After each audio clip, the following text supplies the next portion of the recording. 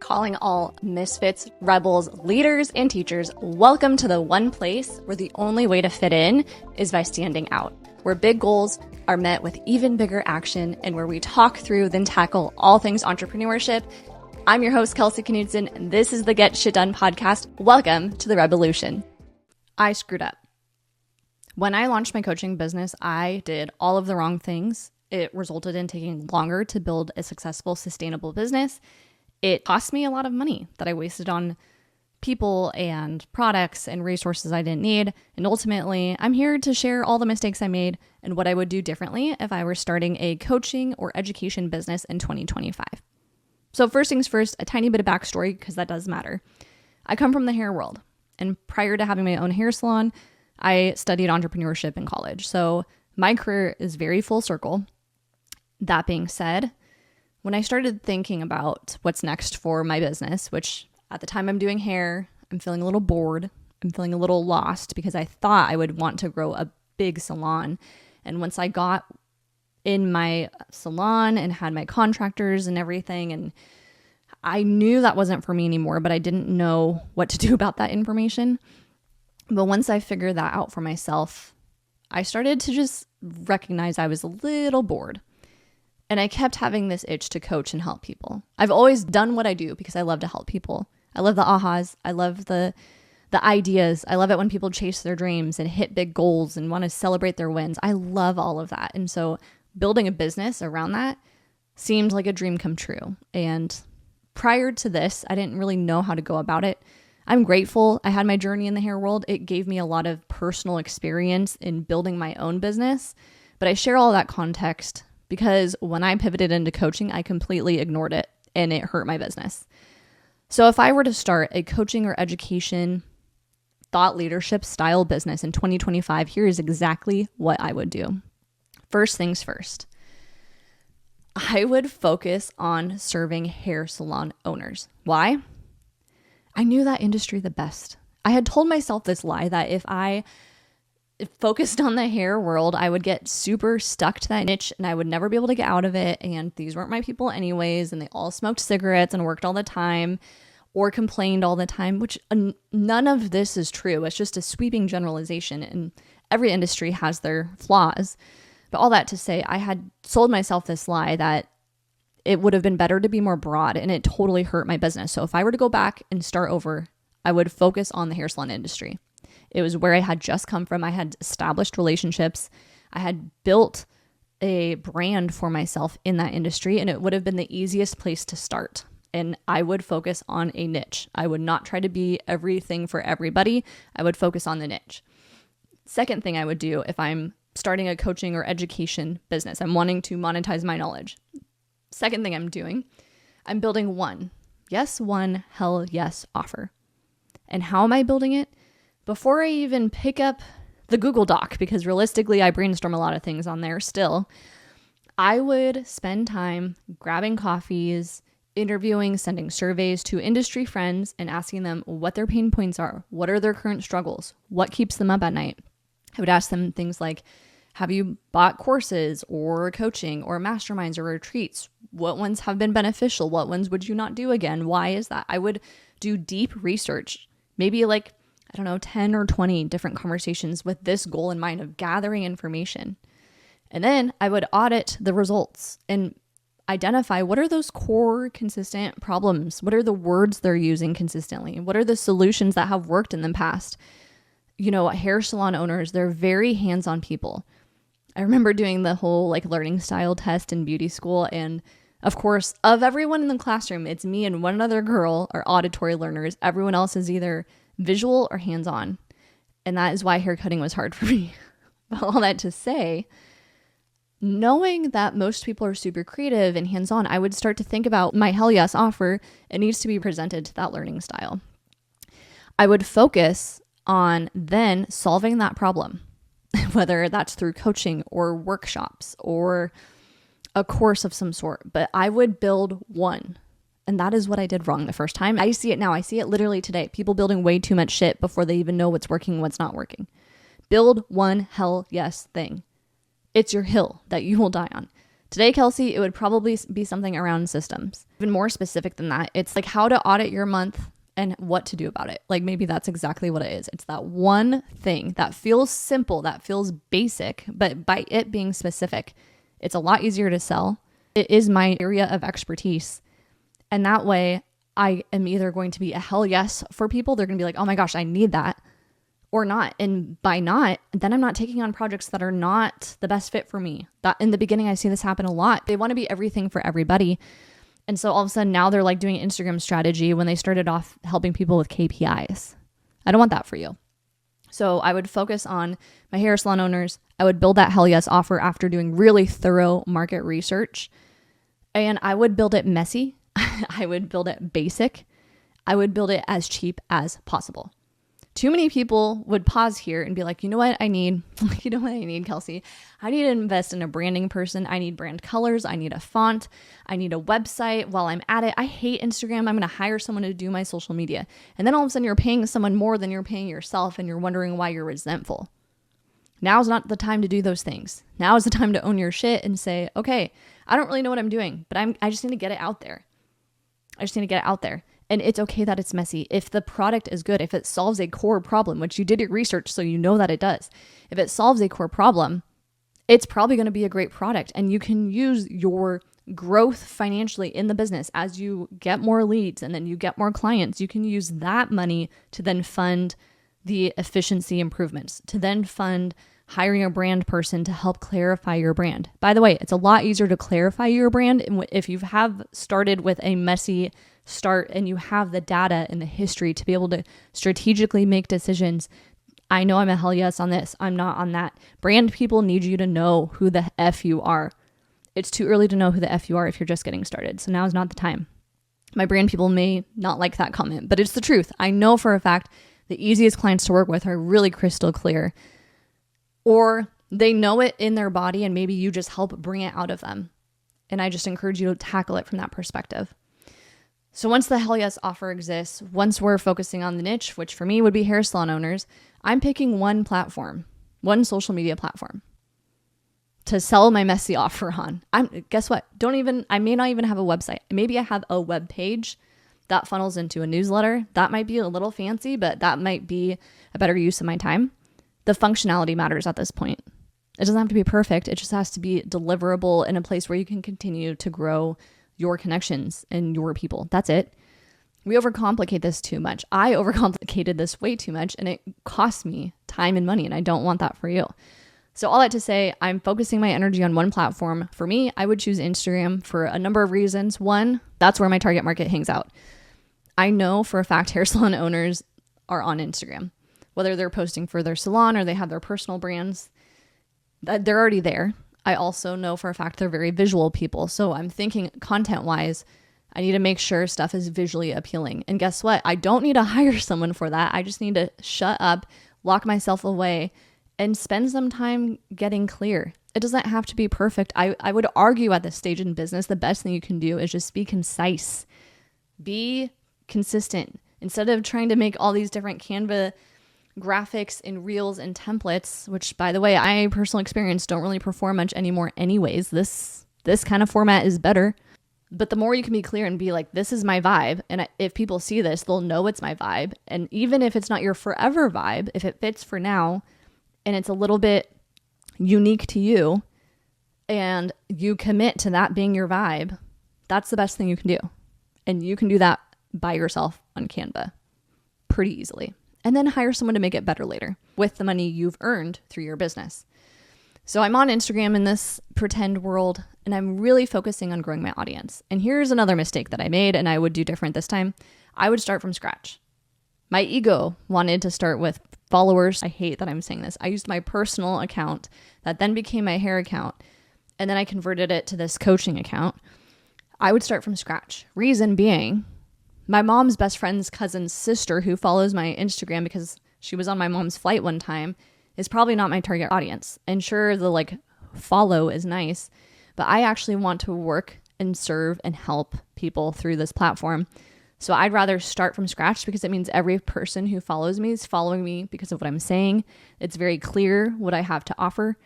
And I'm growing deeper, stronger relationships right off the bat. There's no confusion of like, oh, who's Kelsey today? What is she doing now? What is she selling now? It's really crystal clear. And how else you grow your audience? You're posting content that people want to share and want to tell people about and tag people about. And I think the best thing you can do is really think about your brand's energy, its vibe. There's lots of resources to answer these questions for you that, again, do not cost money. This is not the time to spend money. You don't have money. Focus on what you can control, which is yourself and your consistency and your actions. But you can spend time thinking about, how do I want my brand to feel?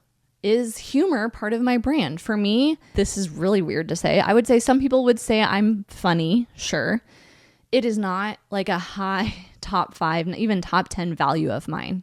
Humor is not in there. I like laughing. I like making people laugh, but you're not going to see me doing like a lip sync parody Instagram post. That's just not my style. It does not align with my brand.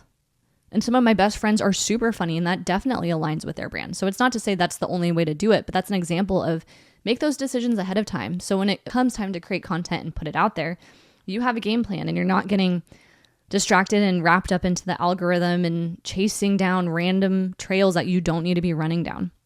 Focus on your vibe. Put content out that aligns with that.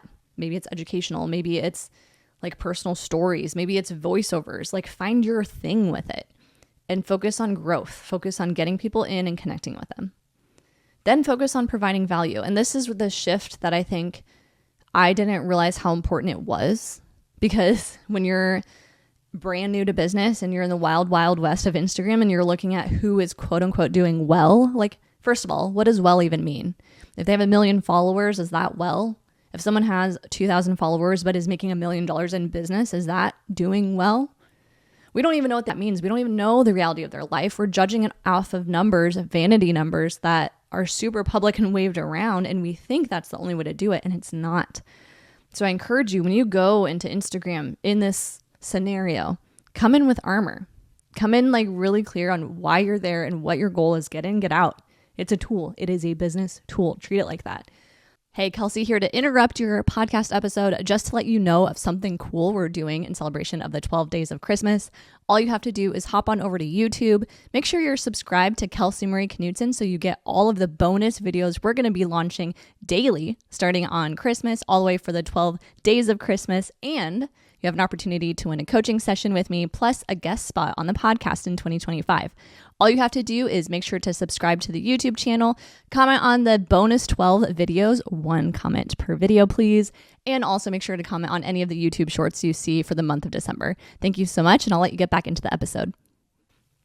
All that to say, the shift I missed or failed to recognize was that it is one thing for people to know who you are, like you, think you're cool. It's a whole nother thing for them to be able to articulate and understand what specific value you bring to the table. How can you establish yourself as an expert in your industry? And that is that last piece. That is what takes you out of the friend zone. That's the difference between like, oh, talk to Kelsey, she's great, versus talk to Kelsey, she works with 7-figure business owners. I know you're not quite there yet, but I actually think she could super help you with your systems and it's worth a conversation. And she comes from the cosmetology industry. You want to have strategic referrals like that, and that only happens with that consistent content that you put out there, showing up consistently. If you're going to in-person networking events, showing up really clear and concise. Here's what I do. Here's how you can help me. Instead of just saying, oh, I help people with businesses. Like, be really clear. Put that filter up early so that way people know exactly how to best connect and refer you. And that's so important in the beginning. And guess what? You don't really know what it is. So just try different things on for size. Try on like, oh, she's a coach, she's a consultant, she's a strategist. Just try different things and pay attention to what sticks with people the best. And the other way that you can help establish authority in the space is changing the tone of what you're saying. So we are not here to be influencers. In this scenario I laid out, I'm a business coach. I work with hair salon owners. I have my One Hell Yes offer and I'm building my audience on Instagram.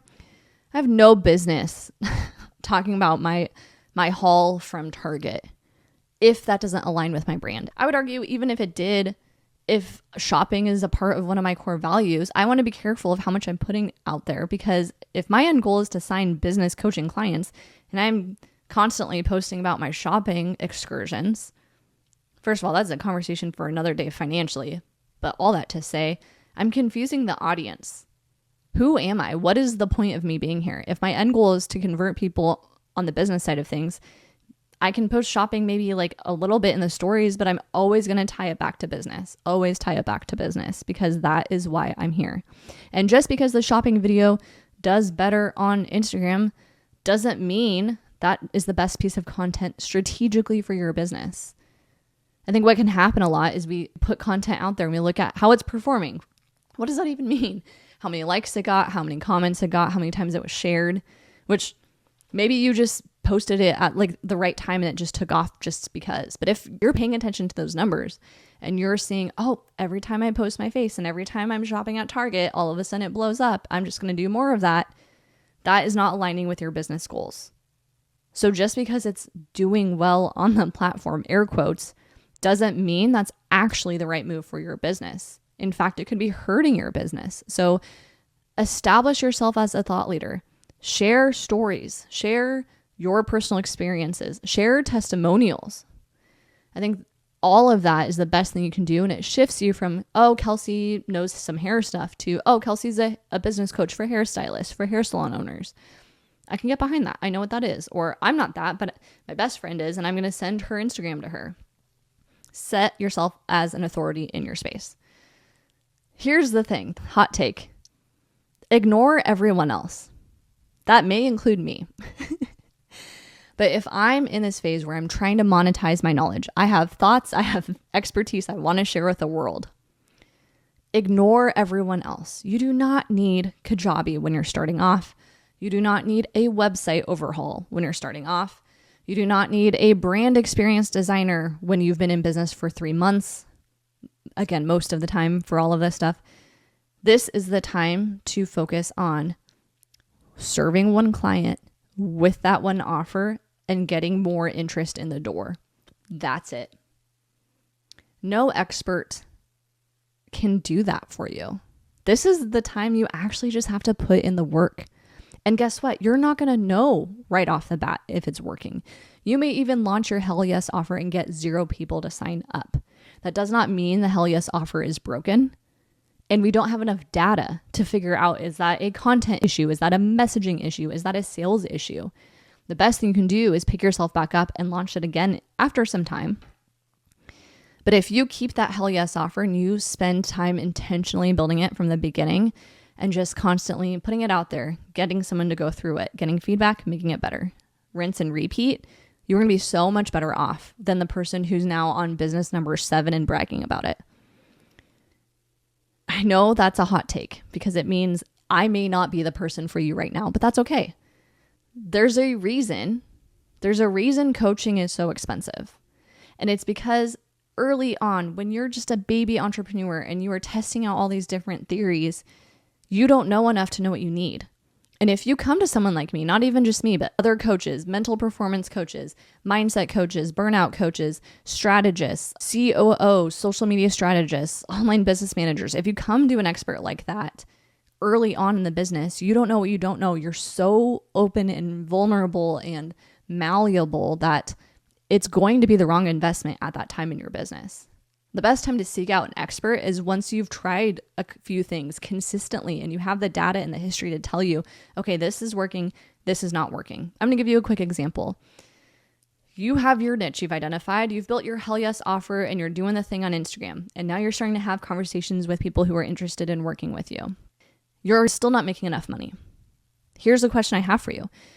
Are people responding to the content you're putting out there and the way you're networking and how you're showing up? And are they saying, hey, I need to book a call with you, or I love what you're doing, or how do I apply? Is that happening? Yes or no? And then on the other side of it, are those conversations turning into actual paying clients, or are they just kind of like, oh, if you're ready, whenever you feel like, yeah, I'd love to work with you someday. Is that happening? And the reason those questions exist is because option 1, if not enough people are showing interest in the first place, that is a marketing issue. And you are the chief marketer in your business, so you can solve that. You can say, oh, maybe I'm not being clear enough. Maybe I'm not being specific enough. Maybe I'm not being direct enough and actually putting a call to action into my content or when I'm at a networking event. Then on the flip side, if people are interested and you're having those sales calls and they're applying, but they're not converting, they're not paying you, that's a sales problem. Guess what? You were the number one salesperson in your business. You also get to solve for that. That scenario is so great to think through because on paper, someone would just look at that and be like, I'm not making enough money. People aren't opting into my thing. I need to redesign. I need to redo. I need to update. I need to re-record my videos for my modules. And they start scrolling over here instead of looking it right in the face and saying, I actually don't know how to have a sales conversation. And once you can acknowledge like, okay, I'm not making enough revenue. My Hell Yes offer exists. I'm getting in the right rooms. I have a marketing issue or I have a sales issue. That is when you have this specific problem that exists that you've identified. And now you can seek out specific solutions. And there's a lot you can do on YouTube or Spotify podcasts. All that to say, if I were to start a business today, I would do things a little different. And I've learned some things. And ultimately, I love the idea of people sharing their knowledge. I think it's the coolest thing ever. Their actual knowledge, not other people's knowledge. That's a whole nother soapbox for another day.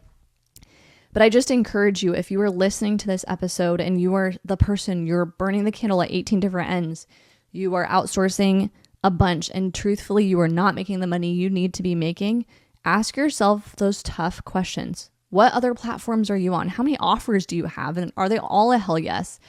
I find the people who are most successful are really focused people. It's very difficult to build success with a bunch of different avenues and problems happening simultaneously and not an awareness around all those solutions. It's so much easier to have one core offer, solve for it, make it better, and then maybe you replicate that in the future in time. So all that to say, I also want to remind you of one last thing, and this applies to everyone listening. You put your offer out there. You found your niche. You put your Hell Yes offer out there. You were super into Instagram. You're getting the interest. You're slowly starting to get some revenue in the door. Do this one thing for me, everyone. Spend some time auditing your business, asking yourself the questions. What is working? What is not working? Asking yourself the question, is my Hell Yes offer still a hell yes? Do I need to change the length of the program? Do I need to add a course to it? Do I need to decrease the number of calls, increase the number of calls, increase my price?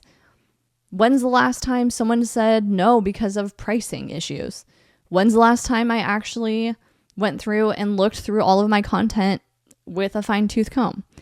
Take the time to audit what is working and what's not working after you're testing all of this stuff. It's something that I think all of us business owners should be better at. And being able to analyze your business and identify this is working, this is not, here's what I need to do to make it better. And owning your stuff, that whole, is this a marketing problem or is this a sales problem? The more you can ask yourself those really thorough questions and then act on it, the more successful we're all going to be. So all that to say, start messy, put it out there, test it, get feedback, make it pretty, faster, and better later. That's what I have for you this week. If you found value in this episode, do me a solid and actually hop over to Instagram. We're doing some crazy cool stuff for the month of December. I think you're going to really like it. Extra value, a contest that we're doing also, and I just would love to hang out with you over there. Make sure that we're connected. My Instagram handle is Kelsey Knutson, and send me a message. Let me know you came over from the podcast. Hey, thanks for being a part of the Get Shit Done Rebelution. My hope is this episode sparked a fire in you, equipped you with some practical next steps, or inspired you to take action towards your goals. If it did, please help spread the word by sharing this episode or leaving a review on Apple, Spotify, YouTube, or wherever you're tuning in. Now it's time for me to hand over the keys and let you get shit done.